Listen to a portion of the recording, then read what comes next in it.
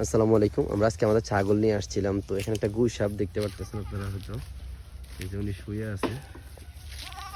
ও কিন্তু আমাকে দেখলে হয়তো পানিতে নেমে যেতে পারে। ও কিন্তু রেডি হচ্ছে। সো এই নামলো, নেমে গেল পানিতে। পানিতে নেমে গেছে। এই যে নেমে গেছে। আমাদের আসলে গ্রামের একটা জিনিস সবচেয়ে বেশি সুন্দর লাগে কি? সেটা হলো যে আপনি যদি গ্রামে আসেন, বিশেষ করে এই জিনিসগুলো দেখতে পারবেন।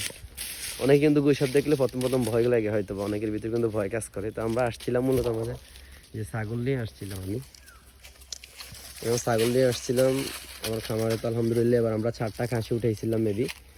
হ্যাঁ, 4টা খাসি আমরা উঠাইছি। তো ইনশাল্লাহ এগুলোকে আমরা কোরবানির জন্য প্রস্তুত করতেছি আর কি। তো আজকে নিয়ে আসলাম এইদিকে একটু হাঁটানোর জন্য, কারণ ছাগল গরু সবগুলাই যখন আপনি একটুখানি মাঠে এগুলোকে হাঁটাবেন বা রাখবেন, একটু হাঁটাচলায় থাকবে, তখন কিন্তু ওদের শরীরে ব্যায়ামও হবে। বাট এদিক থেকে ওদের শরীরের একটা দেখা যায় শরীরের গ্রোথগুলো খুব ভালো আসে আর কি। এই যে ওই যে গুইসাপটা দেখছেন কোথায় গিয়েছে, ওই যে এই যে উঠতেছে ওই যে উঠতেছে, ওই যে উপর দিকে উঠতেছে দেখছেন, সে কিন্তু উপর দিকে উঠতেছে।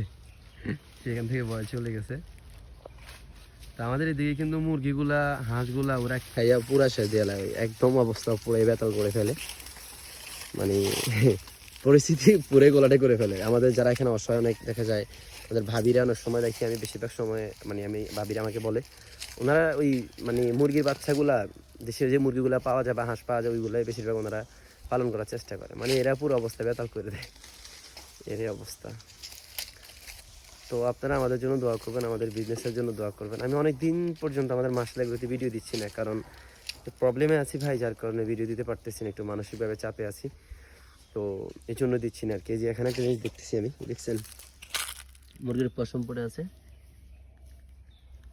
দেখছেন মুরগির পশম পড়ে আছে, এগুলা ওরা কাজ দিয়ে ফেলছে। খেয়ে ফেলছে।